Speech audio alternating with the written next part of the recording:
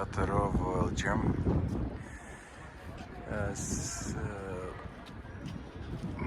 Ел не се кажува во арапскиот јазик и само Джем. Ова е амфитеатарот, уствари најјужниот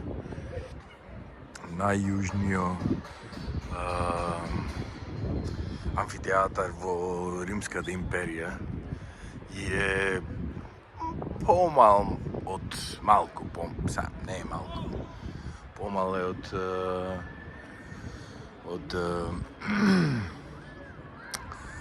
од Колосеумот во Рим, али мислам дека е нешто мала разлика од овој што е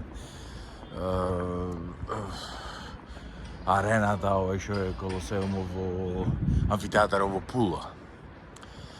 Малку, ствари, да, малку е помал од него, колку што се сеќавам. Али еве, ова е централниот дел овдека. И еве овдека веројатно седеле тука овие властодржците на во Римската империја и овдека се одржувале овие што се вика борбите. Ова трибина овде е реновирана.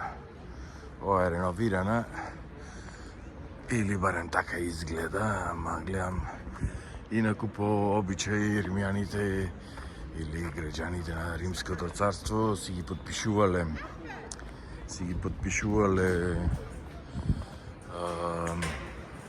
седиштата и се гледа дека правиле некоја реставрација уствари, ама овие што се камењава гледам дека се автентични. И интересно, мислам, многу интересно. Освен овој амфитеатар нема нешто посебно во овој град, нешто да се види. Само еве овдека што се туристите претежно идат само за да се посети овој најјужниот амфитеатар во Римската империја. Инаку ова е оддалечен од Тунис, некаде околу 3 сати, 4 сати возење јужно. Од овде има уште некаде 3-4 сати и да се стигне до Сахара, во пустината Сахара. Значи, од Тунис до јужниот дел од главниот град Тунис до јужниот дел е негде на сред пат ова. И може, уствари, малце да е по-на север. Али така интересно е што еве го Стив. О 1943, што не е граѓанин на Римската империја. И така.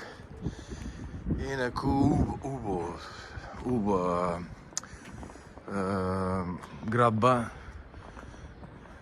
Нема, мислам, ова има многу реставрација, нема големи разрушувања фактички после 2000, скоро 2000 години и 500. Еве се уште овие камењата 100.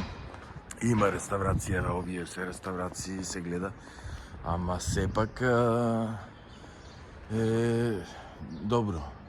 Ете, сигурно во 2500 години има доживено многу непогоди. Али сепак е уба градба. Еве овдека, дури лако се познава овдека, значи многу ова, мислам. Јас затоа и јас сакам Италија. Има многу вакви градби.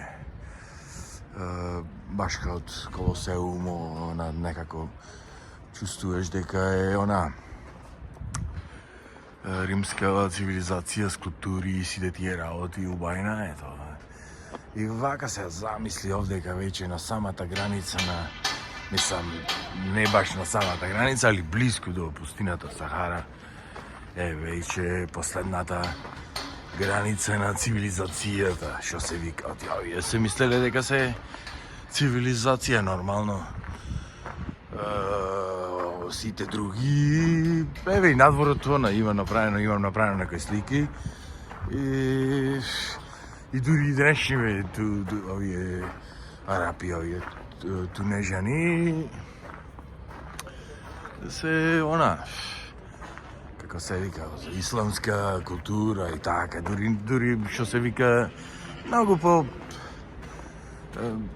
рустично, многу по така, дури она Истанбул, например, и за нивната култура, Истанбул е, што се вика, центар на свето.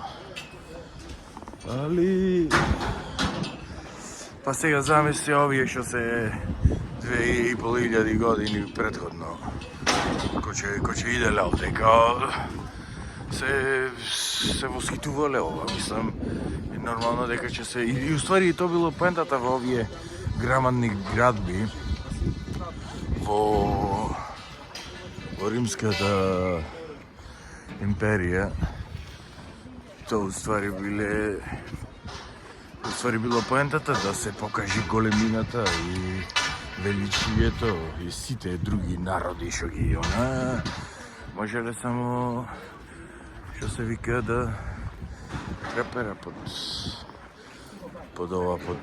нивнава организација. Уствари, во римската култура, еве и до ден денес, например, имаме римско право, например.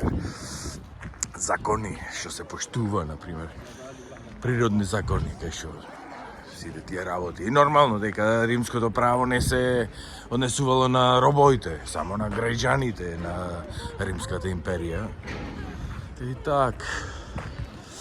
Зато, например, овој што е Павле бил граѓанин на Римската империја, овој апостол Павле.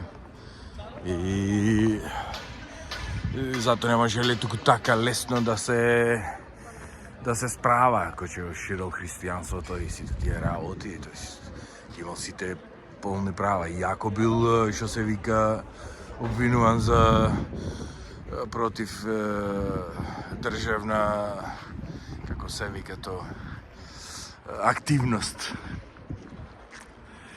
Добро, како и да е, вредеше да се дојде довде и така, се гледаме од некој друго место.